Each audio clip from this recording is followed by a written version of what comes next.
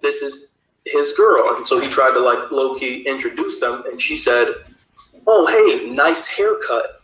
And Heather thought she said dykey haircut, and literally that kicked it off. And so I'm sitting here talking to her, hey, babe, how you doing? I miss you. Oh, can't wait to come home. What are we going to do? And she's literally staring across the table like this.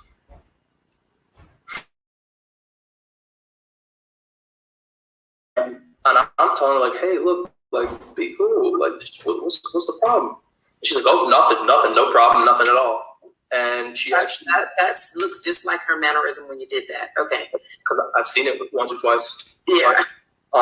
She actually ended up chasing this girl in her car from Joliet back to Chicago, like 2 weeks in a row. Right. What? Yeah. So she said that the girl met her at the gas station and stabbed her. So on the third week, right? I'm sorry. The girl's like, hey, I'm scared. There's someone chasing me home on the highway after going to visit my man. Hey, girls, could a couple of you maybe come with me and just make sure that I'm cool? No. Everybody comes to visit. Visits end. They leave. And that girl walks out by herself. Heather actually walks out with the girl of another friend of mine, another mutual friend. And so I guess there were 3 girls in a car, and they hopped out. They started talking trash to each other.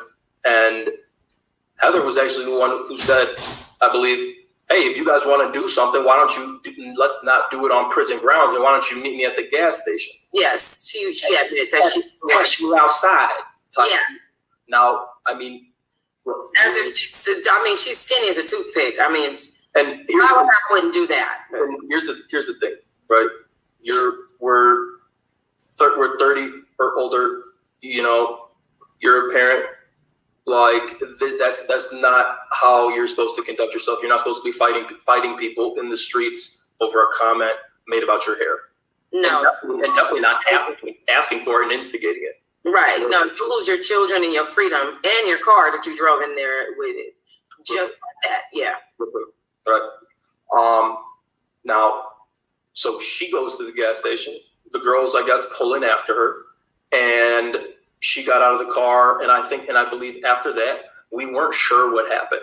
So the girl that left with Heather that I knew had called, her man had called her to check in, like, hey, babe, you get home okay? My buddy Rick and his girl Jamie's like, hey, look, I'm here. Heather just got stabbed and she's in the ambulance right now. Oh my. Now I freak out immediately. I freak out. I call my mom, I call my dad. They're calling like every hospital. And overnight, you know, and I've had someone very close to me, one of my best friends in high school, pass away. And like we were waiting for a response to see just if she was going to be okay or not. And the response that we got was, well, she's not here, right? Okay.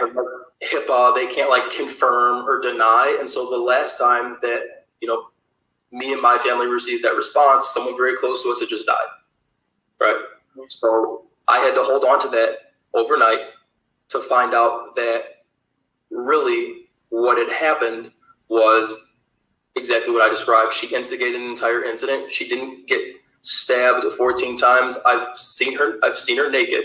You know, you would know if somebody had been stabbed. Yeah, that's an excessive amount of stabbings. There's going to be like